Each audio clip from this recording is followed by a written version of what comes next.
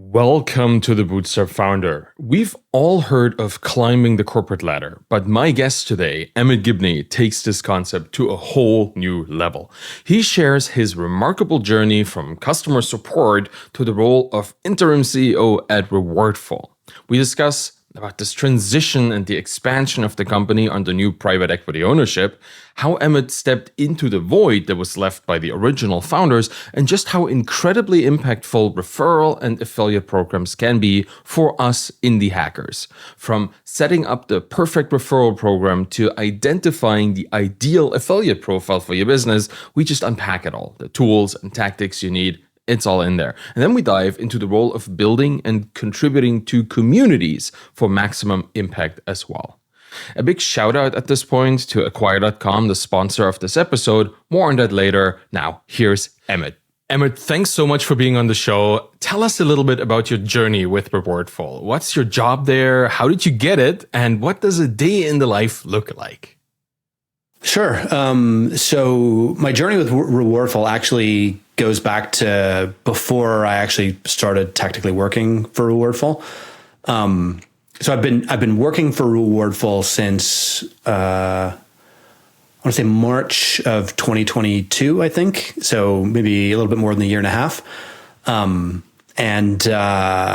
But before that, so back in I hate to pull up the P word, but back around the pandemic times, I had been working for a travel company here in Dublin, and I'd been working there for a few years, and then the pandemic hits, and like the absolute worst industry to be in when the pandemic hit, and so the company went from like 120 people to 10 in a couple of weeks, kind of thing, right? And I was one of the people who got laid off. So, trying to figure out like, what am I going to do? And hiring just like, ground to a halt. I kind of, in a way, I was like, I'm just going to take it easy, do a little bit of like coding and, brush up my Ruby on Rails skills.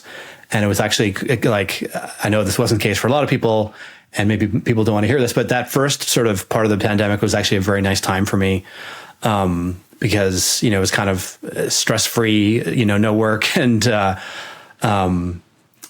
we were having a kid coming, a few months later. And so it was sort of a last hurrah of freedom before parenthood began. I had known the guys who founded Rewardful for a number of years, maybe close to 10 years at that point in time, and reached out to Kyle and Brady, who were Kyle Fox and Brady Cassidy. They're the founders of Rewardful, and just said like, "Hey, like, do you need help with anything? I'm unemployed and have some spare time." And they're like, "Yeah, like we're just drowning on support. Can you come and help us with support?" And so I just hopped into Intercom and helped them out with support and, helping people figure out how to get the affiliate tracking installed, and did that with them for a few months. And then our kid arrived, and I said, okay, I'm just going to focus on helping out at home for the next little bit when now that the kids arrived. And then I got a job shortly thereafter, because, you need to have an income if you've got a kid. And so I worked a real sort of classic corporate job for another kind of year and a bit, and did not enjoy my time there.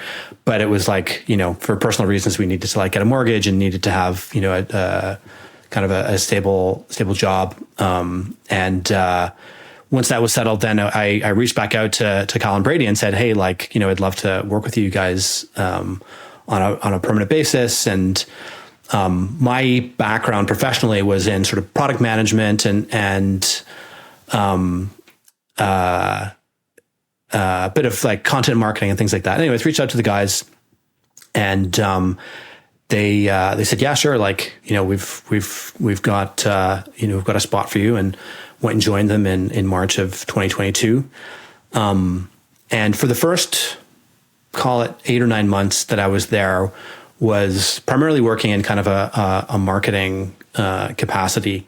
And as some background context, Rewardful had been acquired by a private equity company or group called SaaS Group, which is currently the owner of Rewardful.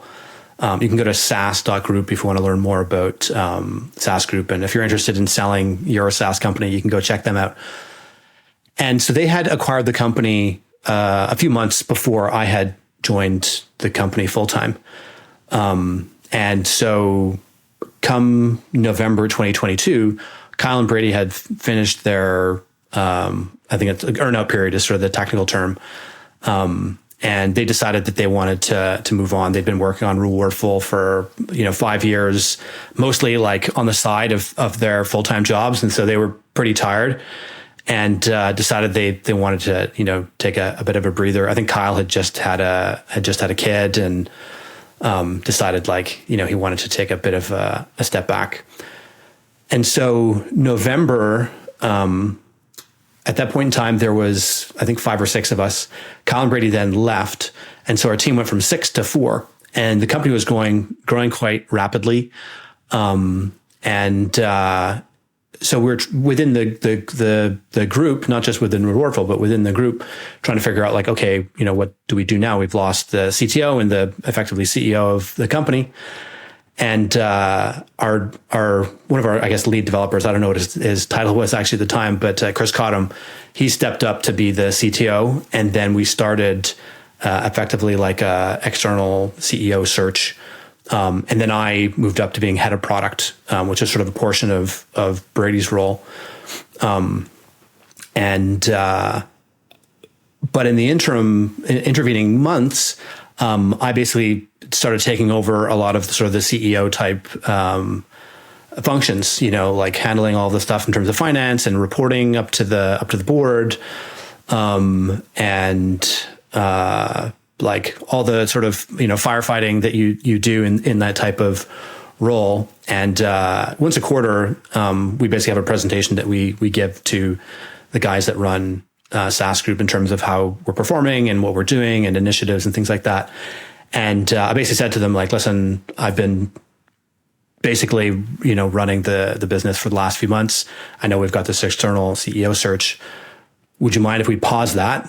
Let me continue to operate in this role for the next several months. The place hasn't burnt down yet. If it doesn't burn down, within the year kind of thing, can I do this, on a permanent basis? And they said, yeah, we'll let you do that. That's where we are now. I'm sort of an interim CEO of the business. My title is technically head of product. But in terms of your question around on a day-to-day basis, what does my day look like? Probably 5% or 10% of my job is actually product related. There's so many other aspects of the business. So today I was reviewing a new template for our data processing agreement. Every now and then we get requests from people who are in Europe who want a data processing agreement. That's sort of a requirement under GDPR when you're working with what we would be technically classed for a lot of our customers as a sub-processor. So, diving into marketing, we're starting to do a lot more content marketing. I used to run a video production company in sort of a past life. So content and particularly video content is something that I'm pretty comfortable in. We're looking to hire new people. So, putting together job specs, occasionally, jumping into product team meetings with the developers and our CTO, figuring out which features should we be doing next? What should we be building? How should we be building it? A lot of customer calls, demos, and sales calls. And I think it was last Monday or something like that. I had 8 customer demos in one day. So that was a very busy day. So there's a lot of that. Almost every day, there's at least one sort of customer demo that I'll be doing. And a lot of sort of firefighting, the little things that come up that you need to address. So it's a very varied role. It's kind of the way I like it. I'm more of a generalist. I like breadth as opposed to depth. And then the guys that run SaaS Group, they run 14 or 15 other companies. And as a result, they kind of leave us at it as long as things are, going well. They give us enough rope to hang ourselves with, and so far we haven't. So yeah, that's a little bit of sort of my journey and what I'm doing at Rewardful, and what my sort of day to day looks like. Wow, thank you for sharing all of this. That's a wonderful and very rare example of just growing into the role of CEO in a business. It just feels like usually, like if you have an external one, they come in and they take over, and it's kind of a top-down approach. But your whole journey with the business and the founders is a very organic one. Starting out at support, getting into product, into marketing, and then you're moving into just doing the job that needs to be done because there's a void that needs to be filled. That has a very indie hacker like touch to it, like it's just you do the things that need to be done because that's the way forward. It's really cool to hear. And the fact that it's a very varied job, that's just the role of a CEO in a small SaaS business like this, right? You have to do everything. I really appreciate that you mentioned SaaS Group here, because you said they're running like 15, 18 other companies. They almost bought mine.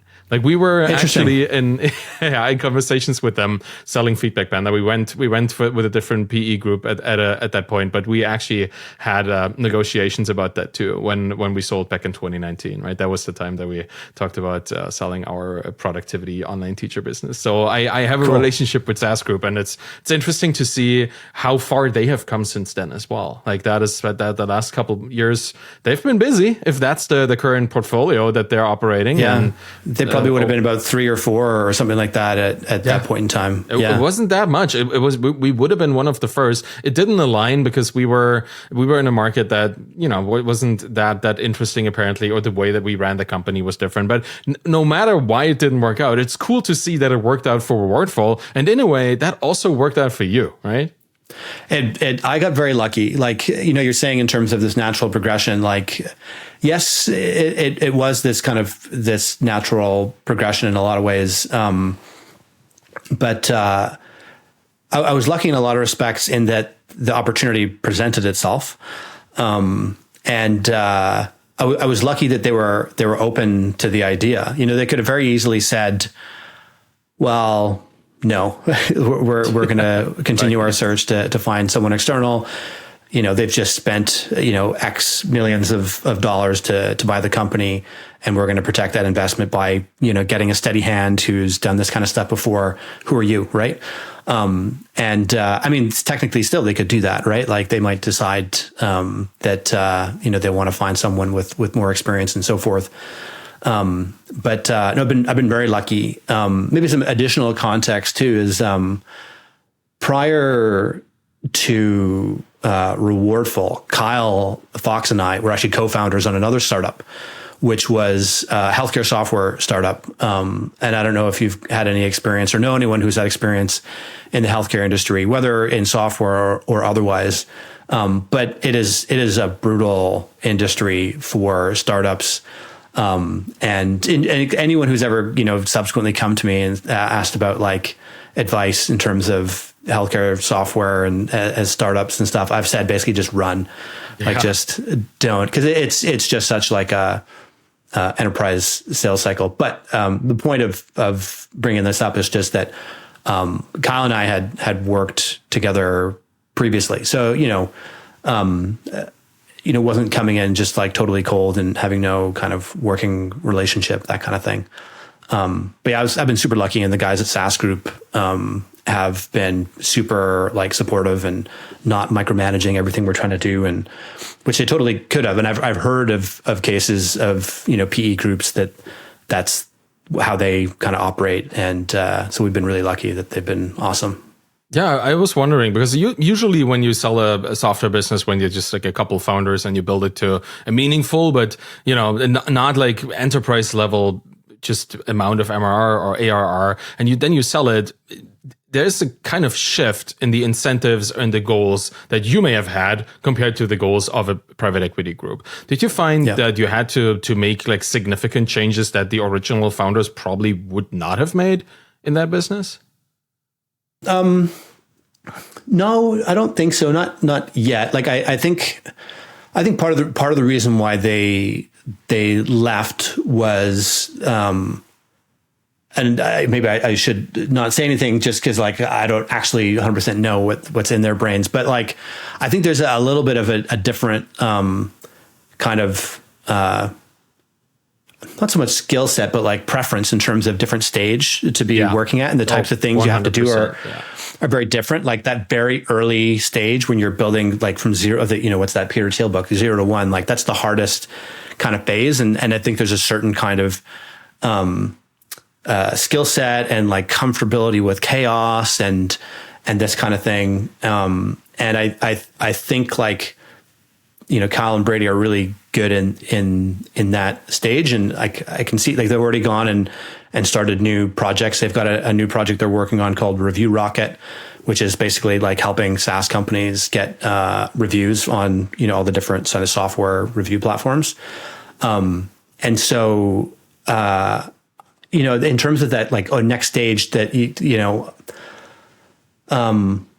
we certainly haven't done anything where it was like, oh, we wouldn't have done that, or like, the team has grown a bit. Like, we've added 3 people, which is not a huge amount of people, but when you go from 4 to 3, you've almost doubled the size of your team. Right. And, we're doing a lot more hiring. That's a big one. Like things really change in terms of the dynamic when you add more people. And then there's other stuff that comes in that it's not so much about the stage that Rewardful is and the stage that Rewardful is going to, but a lot of it is actually about the stage that SaaS Group is in and the stage they're going into.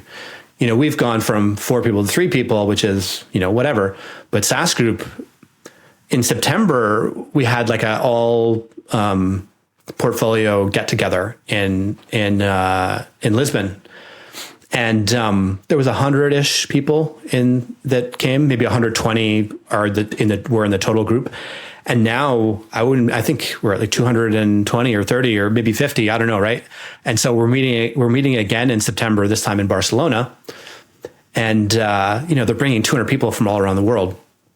But the point I'm getting to though is that the types of processes that you need to have in place, one, to manage all these different portfolio companies, but then also as sort of like a central body, right? So like centralized HR processes, centralized finance processes, recruiting and hiring kind of processes.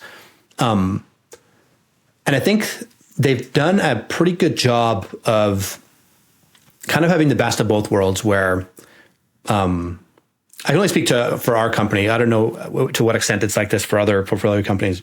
Pardon me. Where we certainly feel like we have the autonomy and room to run and to feel like a startup, whilst living within this broader thing, right?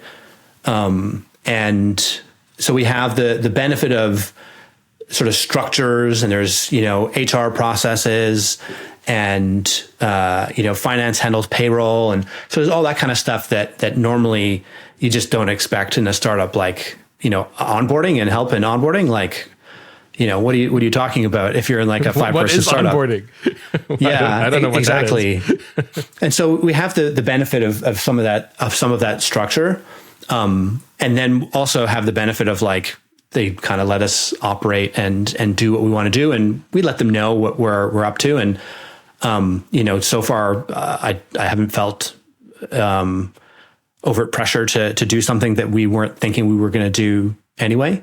And the other benefit is like these guys have a fountain of knowledge and experience in software and SaaS businesses, and then across the portfolio, we've got access to huge amounts of help, like both on an internal team basis. So like there's a marketing team and a product team. We need to get like a designer to help with product work, or we need, we got a lot of help from the internal marketing team on optimizing pay-per-click and content and SEO. But then across the different portfolio companies, just reaching out to one of the other, it could be a founder or a CEO, one of the other companies, or it might just be like a head of some, team. Like I reached out to the head of sales at Pipeline. It's one of the other portfolio companies. They're a CRM company. I was asking him about sales and setting up, we're thinking about we don't have any outbound sales, but just trying to understand how are they doing that, or support, talking to someone like, how can you manage support and all these different things. So it's just been huge learning experience working with them. And it hasn't felt like, you need to suddenly there's this kind of, the Borg coming in and assimilating you into some sort of like process, that's ultimately like enterprise or bureaucratic in nature. So we haven't felt that at all, which is awesome. Yeah, I do like a good Star Trek reference, so thanks for that. But honestly, this is something that I've noticed too as we transitioned our company to the private equity company that we sold to, just to see the interconnectedness of all the other portfolio companies in there and how easy it was for the developer that we hired to go and work on other projects if there was downtime, if they didn't have anything to do on ours. That was really interesting. And it's something that I was kind of afraid of that. As a founder of a business, I didn't want other people to interact with me. I wanted to build my own thing, right? Which is why we never hired. It was so bizarre. It was just Danielle, my co-founder and girlfriend, and I together running this business, never really hiring anybody, having thousands of customers, trying desperately to keep them under control. And then we sold the business and we transitioned it over. And all of a sudden there was this interconnected group of also hundreds of people just doing the work together much better than we would do it alone. It was a humbling experience for me as an indie hacker to see that this was an option. And as you said, the co-founders of Rewardful, they probably might also feel like this, and they're probably right to feel like it in their state of how they want to build a business. Just in my perspective, it opened my eyes to that there is a way past the isolated indie hacker experience into a much more collaborative, bigger system, but that still allows you to act individually. That's really cool to see how well that worked for you. I guess it depends on the private equity company you work with, right? Not every company will give you that much leeway. Yeah, no, I think as you're saying that and kind of your experience there, that was a thought that entered my head is like, I have, one data point and, it's been a good experience. I was an employee, right? So my concern was more about like, oh geez, like what's my work life gonna be like? But I can imagine like as a founder, being really worried about, is someone going to mess with my baby kind of thing, right? That's the thing. So I think like you'd want to be careful and do your due diligence if you're a indie hacker looking to sell your SaaS product or whatever, to make sure that they're not going to just ruin what you've created or just like make that process stressful. I think it's definitely something that people should consider. And as I've been in the machine now myself, I've been thinking like, oh, if I was ever to do this, I'd want to stick around kind of as long as I'm learning stuff, because I've just learned a huge amount, just kind of seeing the way these other companies are run. And I have access to a lot of sort of metric type information in a lot of these different companies and seeing the things they're doing and benchmarking and seeing like, oh, okay, like, this is how much revenue they're making per employee. And okay, this is how much they're spending on their PPC. And okay, like the CRM industry is very different from like our industry. The customers are different and their go to market and kind of benchmarking these different things. And it's just been, I think education, I'm sure getting, bought out is probably the primary driver. But like just learning and personal growth as an entrepreneur, I think is huge, is a huge reason to join one of these types of, groups. And, definitely, I think it's a worthwhile option to look at for people. Yeah, I mean, getting bought out, that's the dream, like getting to financial stability, security, and beyond. Obviously, that's why most people, or many people at least, build the thing, why they get into something as crazy and risky as entrepreneurship. But I think the learning along the way, in retrospect, I find that was more important. In a certain way, obviously, financial security is a wonderful thing, and we got that too with selling Feedback Panda. But the learning along the way and keeping learning beyond, that is more important for just to have a continued life of achievement, or just to feel fulfilled, have passion, have purpose. That still needs to happen, because if you just stop working on the product, somebody buys it from you, now you have millions. What are you going to do? You're not going to sit on the beach, right? That is the illusion of entrepreneurship, is that you're going to retract completely from life and just sip daiquiris every day. That's not going to happen. You still need to, you have this passion. You can actually mobilize this passion. You want to keep mobilizing that passion. So it's really cool to see that you're getting this without the existential risk of having somebody destroy your baby. That's really cool. Like, for you, this is a great situation. And one thing that you said earlier that I find almost hilariously fitting is that you got referred into your spot for a company that does referral marketing or helps other people with referral systems. For you to be constantly referred into a job is really, really fitting. I would like to talk about referrals a little bit, because from what I understand, your target market is indie hackers, people like us, people like me, people who are building businesses. And I guess many people don't really understand the value of a referral system or an affiliate system. And I would like to, I guess, give you the opportunity to convince me that my next SaaS business should definitely have either affiliates or a referral system, or both.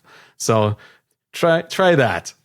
Yeah, sure. So first off, I'll make the distinction between a customer referral program and an affiliate marketing program.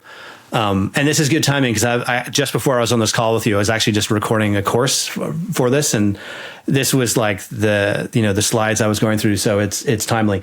So customer referral program, the key distinction between the two is basically a customer referral program, you're not going to be paying people a commission. Typically, it means like you're paying them like a credit or something like that, right? So imagine Feedback Panda, if you had a customer referral program, and customer A refers customer B to join, you'll give them like maybe a free month or something like that, and you would credit them, so that like there's no exchange of cash, there's no commission.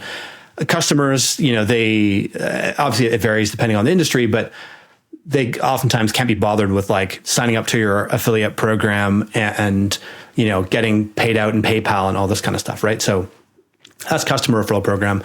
Affiliate program is I'm an affiliate and I want to make money, and I'm maybe I've got like a blog, or I'm an influencer or something like that. I'm trying to monetize my audience. I'll go looking for affiliate programs to join, where basically I can refer customers to these businesses and they're going to pay me in commissions, cold hard cash, right? Rewardful enables both situations. Customer referral programs is a little bit more complex in terms of the installation and sort of building of it, because there's more interaction in terms of doing a credit within Stripe's API and this kind of stuff, right? Affiliate programs is much easier to set up within Rewardful and whoever you're going with. And so in terms of why you'd want to use either of these, word of mouth marketing is a very effective way, maybe the most effective way of getting customers. Anecdotally, even beside our affiliate program, a huge amount of customers that Rewardful gets is people just talking about us on Twitter. Someone asks like, I want to set up a affiliate program. Who should I use? And someone chimes in and says, check out Rewardful. And so just word of mouth is very powerful. And so if you can incentivize people to refer customers to you, that's a great model, right? You're rewarding your existing customers for bringing in new customers. The new customers know that if this person is an existing customer, well, they're not going to refer me to something that they don't want to use. And so that social proof, that speaks volumes, right? And then in terms of affiliate programs, they work a little bit differently. The principles are the same in terms of word of mouth is valuable. But, probably people might be a little bit more guarded when an affiliate says, check out this product. Everyone knows, influencers now, like, hashtag ad or whatever they've, if they're doing an Instagram post or, tweet or whatever. But it might not be as impactful in terms of, people might be a little bit more skeptical if an influencer is recommending something. But you understand this, you're the Twitter audience guy and building a relationship, that an influencer or anyone with an audience, they have social capital with that audience, and they can drive commercial behavior, right? Recommend some sort of product if it's a fit in terms of whatever their expertise is, right? Like if you were to become an affiliate for Typefully, that's a customer of ours. They've got an affiliate program, and you were to recommend, this is a Twitter tool. It's a perfect fit in terms of your audience. That would probably perform quite well, and you'd probably make some decent money off of it. And Typefully gets customers that are within their ideal customer profile and so forth, right? So it's a good fit in that perspective. In terms of some numbers that might be interesting, it varies greatly, obviously, from business to business, industry to industry. But typically what we'll see is for a business that is up and running and generating revenues already, typically you'll see anywhere from 5 to 15% added to your MRR. In some cases it could be higher, and then obviously in some cases it doesn't work for some businesses, or they don't make it work because they don't put in the effort to run the program. And so if you're already up and running, it's just a great channel to add to your marketing mix. And it's just like leaving money on the table by not, operating an affiliate program. Obviously, there's a bit of work to do. And we can talk about that in a bit in terms of best practice and how to make it worth your while. But it really is just like a great channel to add. There's also another factor to take into consideration is launching a SaaS or launching any kind of business, right? You've operated in the course world and info product world, and that's an industry where we have a lot of customers in that space as well. That's a space where a launch really works quite well, right? Like building a hype to something and then releasing it at launch, and then either you remove whatever the sort of promotion is, or you remove it from the market. That's a common thing. And so if you can launch with a group of affiliates behind you, you can expand your reach and get much more people into that sales process. And we've seen some ridiculous stories of people launching SaaS products. The case study that's actually on our website, and it's something we've got. People might see our ads on LinkedIn and YouTube for this particular case study. A customer of ours called Community, and they launched. I can't remember exactly when, if it was 2020 or 2019. But they launched, and within their first week, they hit $54,000 in MRR, and that was with one or two affiliates that were kind of perfectly placed within their market. Caveat, disclaimer, et cetera, results will vary, and don't expect, not everyone should expect that. It really comes down to the quality of the affiliates. We had another case. I can't say who they are because they haven't agreed to give us a case study and that kind of thing. But we had one customer back in March, and they launched their business in, I think it was like the first or second week of March. And by the end of the month, they had hit $800,000 in sales, from 0 to 800,000 in like 2 or 3 weeks. And then it drastically kind of tapered off from that. It's a real kind of classic launch where it's like peak, and then it kind of trickles off to, some kind of more normal level. But we've seen some insane stories and sort of in terms of people launching both SaaS and info product type businesses using their affiliate programs. And so, yeah, that's kind of the pitch to why you should set up an affiliate program. It's not easy to have those type of results, or even just to run an affiliate program. But it's not complicated. There's some pretty simple principles to adhere to. And, but yeah, any SaaS business that is in a product led, self-serve SaaS type of model should be considering adding it to their marketing mix for sure. Yeah. Yeah.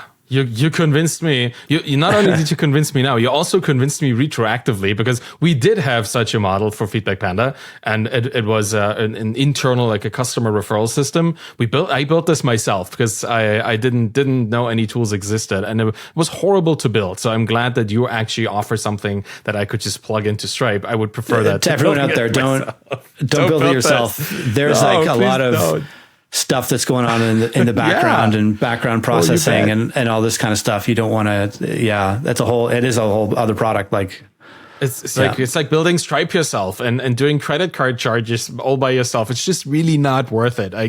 And that's the thing. My indie hacker journey was full of lessons on what I should not have built in retrospect. This one was one of them.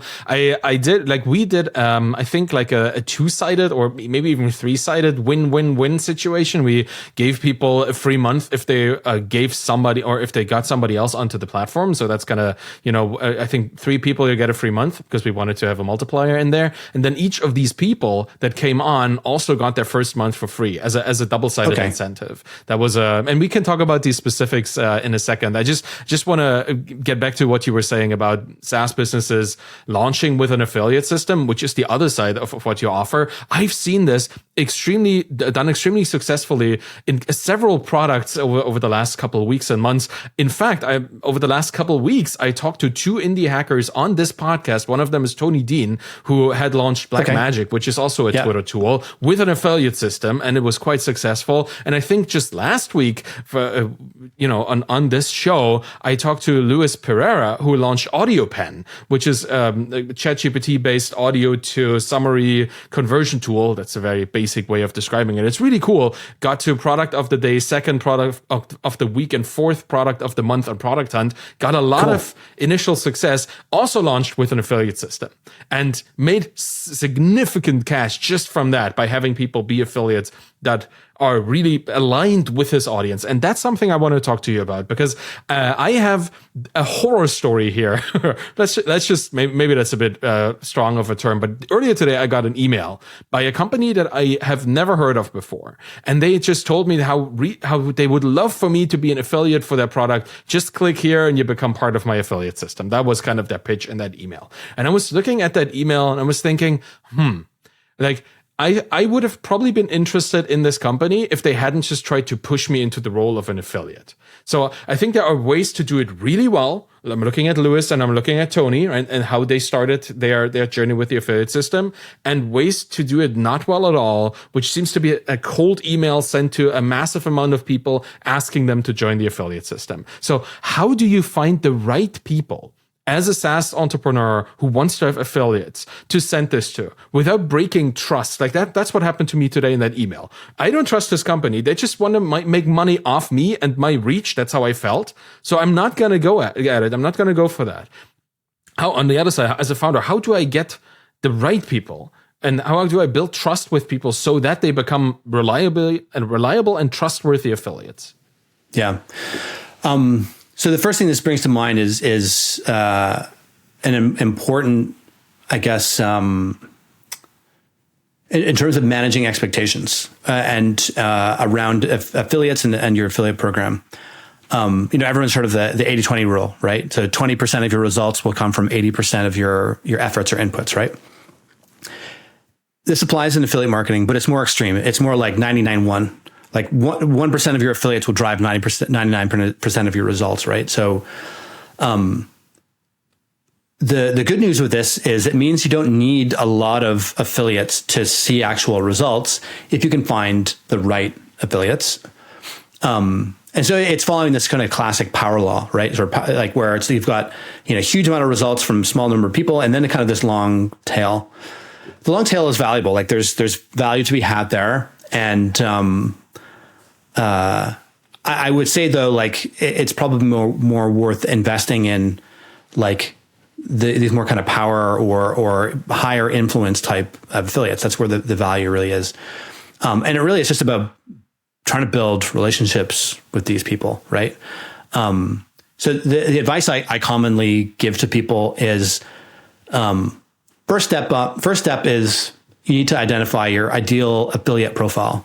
So in marketing and sales, we talk about like your ideal customer profile, right? Like who's the ideal customer you want to go after? For us, Indie Hacker is one of our two sort of main ICPs, ideal customer profiles.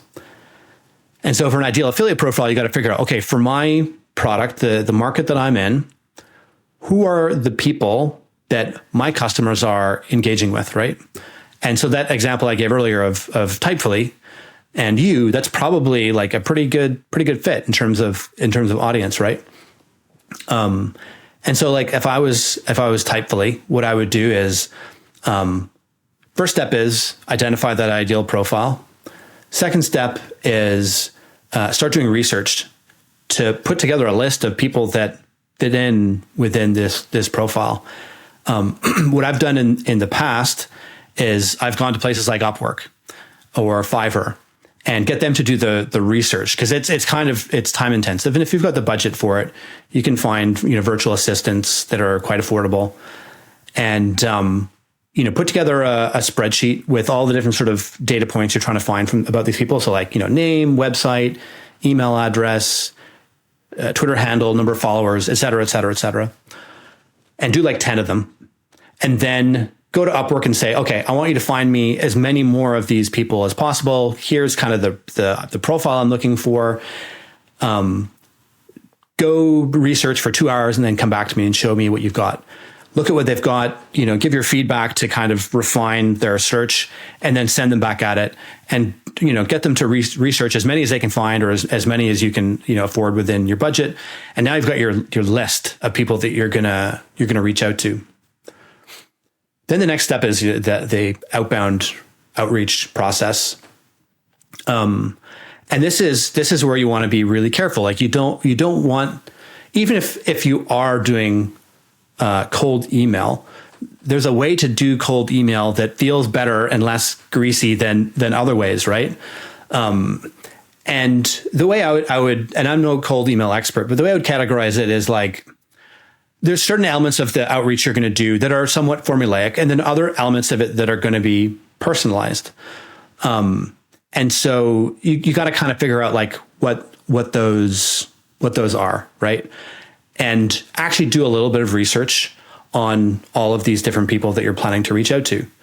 And the bigger the audience is for these people you're reaching out, the more time you're going to want to spend to try and win them over. And so if I was trying to sell if I was Typefully and I was trying to recruit you as an affiliate, I'd be like, okay, like this guy is like perfect in terms of audience match and relevance. So like maybe we just take it off of the cold email and we try to build that relationship in a different way, right? And actually start going to try and engage with them. Follow them on Twitter and start like, your courses talk about like how to build these relationships with people, right? Try not to be quite so, don't be quite so transparent in your transactionalness, right? Like actually try and build relationships with partners, because that's what you're doing. You're trying to build partnerships, and it's worth the time to do that with people that can drive those results. That 99-1 rule I talked about, like, okay, those people that are in that 1%, like take the time to build those relationships. Look at it as more of like a partnership as opposed to just this very transactional affiliate type relationship. One of the questions that we get from a lot of prospective customers is, do you guys have a network? And so there's a lot of affiliate networks out there where they do both the affiliate tracking and management, as well as they've got a network of affiliates. So you think back in the day, like ClickBank and Commission Junction and these different places where it's more of this marketplace of products and affiliates. And so we have a lot of prospective customers who come to us and say like, oh, do you have a network? Oh, how am I going to find affiliates? And in that, there's this misconception. There's this false assumption that the value is in like these transactional relationships. Oh, people will find me on the network and they'll come and promote my product. That is true. Like people will find you and maybe they'll sign up for your program. But they might not be the people that you want to be promoting your product. They might be promoting your product in a way that you don't like. You don't know them. They're totally faceless. And And there's all sorts of gaming that people can kind of do that you don't want them to do. And so the quality of affiliates you get from these networks is not like, you're not gonna find Arvid on one of these networks, right? Like the way you're gonna find Arvid as a partner is through trying to actually build a relationship with them, right? Like, any like market that you're in a community, right? I come back to this kind of analogy in my head over and over and over again when it comes to business. It's like in sports. And for people who've played competitive sports, they'll get this. Where, if you're in a sport you're competing in, even though you got all your opponents there that are in this community, you're all part of the same community. You go to the same tournaments or the same leagues or whatever, and you see each other day in, day out, and you become friends with these people, even though they're your competitors. A market is quite similar. All the people that are operating in this market, it's the same sort of thing. It's a community, and the people who are very transactional and are just coming into a market because they want to make money, the people who've been in that community forever and are kind of the mainstays and the sort of staid members of the community, they'll sniff these people out and just like in a heartbeat. And they'll just be like, okay, like I'm going to stay away from those people because like they're not good actors within this space. And so this email you got, it gave you that feeling of like, oh, here's an interloper, this person's a blow-in. They're not part of my community. Otherwise, like they wouldn't have engaged with me in this way. And you can kind of sniff that out. And so if you're just going to be really transactional and just like spam a bunch of people and not put any research into who they are and in your outreach, they're going to smell that out, right? And so at least make the effort to try and make them feel like, you're worth my time. That's the way that I would go and try and the way I would think about it, position it in your mind that I'm trying to build relationships with people. For those really kind of, more high influence type of partners. And then there's other kind of more passive ways that you can get just sort of the generic people coming and joining your program. Yeah. Thanks. That makes a lot of sense. I think the focus on being more relational than transactional, even though it is about transactions in the end, like an affiliate is a sale of a thing, right? That is in itself a transaction, but how it comes to be, that is relational. And I think that making that differentiation is core, at the core of building these kind of long-term sales relationships in the end. It's funny, like you want transactions and you have to be the least possible transactional to get there. It's just an interesting observation. And the community-centric approach is also something that I've personally felt. But in the Twitter course space, for example, like you mentioned the course that I have, I compete with a lot of people who talk about building audiences on Twitter, but we all know each other. And there was a moment when Daniel Vassallo, the guy who has one of the biggest Twitter courses out there, when I was talking to him a lot after recording mine, and I was saying, hey, Daniel, I'm gonna compete with you a little bit on this. I hope you don't mind. And I said that in a Twitter DM because we are connected and we talk all the time. And he said, hey, I said what I want to say. Now you say what you want to say. And now we are both affiliates of each other on Gumroad. Like he recommends mine, I recommend his. In my course materials, I list like 3 or 4 different Twitter courses by other people because I know they list mine. Because we all know that in this space, the more we can combine our knowledge, the better it will be for the person taking it in. It's a very community-centric approach. And just trying to transact in there, that would not fly. So the perfect description of that space. Yeah, that's very common in the info product space to have kind of this a much less sort of combative or competitive type of environment. Obviously, if you're looking for like a social media management tool, you only need one, so there's not that same kind of opportunity. But I was talking to our mutual friend Andrew McIntosh last week. And the analogy I gave to him around this idea was like a nightclub district. And there's some markets where it's like a nightclub district where you don't want to go to the bar that has no other bars around it. You want to go to the nightclub district, and you go to a bar there and you spend an hour, and then you go to the next bar, and people bar hop. Info products are very much like that, right? Where like you said one thing, and then Danny said another thing, and Justin Jackson says another thing, or whatever, right? And just because you take one course doesn't mean it doesn't preclude you from taking another course, because they have different perspectives on things and different things that you can learn. So you see a lot of people in the info product space that they'll promote each other's, at face value, looks like directly competing products, but they'll promote each other.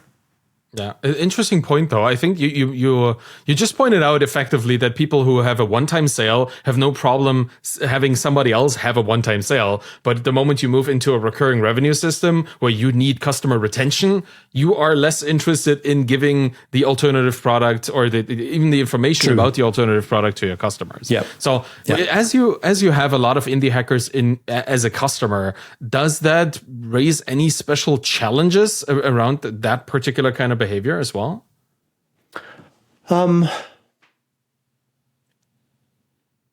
Nothing that comes to mind. The only sort of, I guess, downside I've ever really encountered, if you want to call it's a double-edged sword in dealing with the indie hacker community, is they're incredibly vocal, right? Mm-hmm. And so when they like you, they're incredibly vocal, and we get lots, like I said at the top of the call, we get a lot of word of mouth. And that's hugely beneficial for us. I would say it's a difficult one to actually do attribution to, but I'm fairly confident it is probably, our largest, or at least one of our largest sources of customers. The other side of that sword is when things go wrong or people are frustrated and they take to Twitter, then you deal with the wrath of that on the other side, where we had a thing recently about affiliate fraud, and basically what people were doing was using affiliate programs to bid on brand terms on Google. And this is one of those things to this idea of getting high quality affiliates versus kind of transactional affiliates. And this is something a transactional affiliate is going to do. They don't care about you. They just want to make money. And a way to do that is to bid on their brand terms, right? And so let's say Feedback Panda, you would imagine if you Google Feedback Panda, that's the first result in Google. You're going to have the number one result for your brand term. And so why would you bid on your own brand term? You're already at the top of Google. And so an affiliate will come in and they'll join your affiliate program and then bid on your brand term, and they rank above your organic result, and people will sign up through that. And so they're then getting a cut. They're getting 20 or 30%, depending on what your commission rate is, of all those sales. And the math tends to work because it's cheap to bid on those brand terms because nobody else is bidding on those brand terms. Anyways, this there was kind of a rash of this happening across our customer base, and people took to Twitter to complain about this, and got a lot of attention because there was some sort of big named indie hackers that were tweeting about this. The upshot of that is, we get ideas for new features for fraud protection and things like that we're working on, and sort of hacks that people can do to protect themselves against this kind of stuff. Yeah. That's the only thing I've seen that, it's kind of that double-edged sword of dealing in the indie hacker space. Okay, well, that's good to know. And this is a problem, right? Like the what is it, poaching or cannibalizing of SEO rankings like that? Yeah, I mean, that can cost a lot of money if you have to fight it. Like if you want to fight that as an indie hacker, you need to rank higher than those people who would make money on it. It's bizarre because you're losing money on having to pay for clicks, right? So that is a oh wow. Yeah, we've discovered, and we give this as a tip to people, but there's some easy ways to combat this. But for people who weren't aware of it, it's definitely something that they got to be aware of. And again, that's why you want to try and find those high value partners, because you wouldn't do that, you know what I mean, to someone that you have an actual relationship with, right? So, yeah. Yeah, trust is really at the center of all this, right? Like if you the moment you turn it into a mere transaction and it's quantifiable, and somebody makes maybe a bit less but more reliable money by putting their name or their link in front of your actual name, you have a problem. And if you can't trust people not to do this, wow, then you have an actual problem. Well, that is that is an interesting insight into a field that I personally have never really professionally used any tools in. Like I said, I built all of this myself. I'm really happy that you shared all of these insights into particularly affiliate marketing, because I am both a SaaS founder and a info product owner. And to see the slight differences between what a recurring revenue business needs and what a info product business needs, that is really, really helpful. Thank you so much for coming on the show here today and sharing all of these insights with me and my viewers / listeners. Where do you want people to go and find out more about you and Rewardful? So if you want to learn more about me, you can come and follow me on Twitter. My handle is @Emmet-Gibney. Or if you live on LinkedIn, if that's your world, then you can come find me on LinkedIn. Just search me, Emmet-Gibney. And then for Rewardful, you visit us at rewardful.com if you want to come and check out our product and sign up. We have a 14-day free trial. So if you want to try us out as a SaaS business, and then we're on Twitter and LinkedIn as well. I think on Twitter we're at @GetRewardful. And then come and consume our content, and we'll do our best to educate you on how to set up an affiliate program. Yeah, that is a good idea. I'm going to totally unironically put an affiliate link to Rewardful into the show notes of this podcast. Join the affiliate program. Yeah. I would love to. You've earned it with your audience, yeah. It's really nice. Thank you so much for being on the show today. That was a wonderful conversation. Thanks, Emmet. Thanks for having me. And that's it for today. Emmet talked about taking over after the founders left. Let's look at this from the other side. If you're a founder and you feel like you're done with the business, but you want to turn it into money instead of just closing it down, well, there's always the option of an acquisition. That's what happened to the people who ran Rewardful, right? And that is, I think, what can also happen for you. That's where our sponsor, Acquire.com, can help. Imagine this situation. You're a founder who's built a really solid SaaS product. You acquired customers, and the whole thing is generating consistent monthly revenue. The problem is that you're not growing for whatever reason, right? Maybe lack of focus or lack of skill or just plain lack of interest, and you feel stuck. What should you do? Well, the story that I would like to hear is that you buckled down and somehow reignited that fire within. You got past yourself and the cliches and you started working on rather than just in the business. You start building this audience you always wanted to build, and you move out of your comfort zone and start sales and marketing, the scary stuff. And 6 months down the road, you've tripled your revenue. Reality, unfortunately, isn't as simple. Situations may be different for every founder who's facing this crossroad, and too many times, the story ends up being one of inaction and stagnation until the business becomes less valuable, which is bad, or worse, worthless, and that is really bad. So if you find yourself here, or your story is likely headed down a similar road, I offer you a third option. Consider selling your business on Acquire.com. Capitalizing on the value of your time is a pretty smart move, and Acquire.com is free to list. They've helped hundreds of founders already. Go to try.acquire.com/Arvid and see for yourself if this is the right option for you at this time. It doesn't hurt to check. Thank you for listening to The Bootstrap Founder today. You can find me on Twitter at AvidKahl, AvidKahl, and you'll find my books and my Twitter course there as well.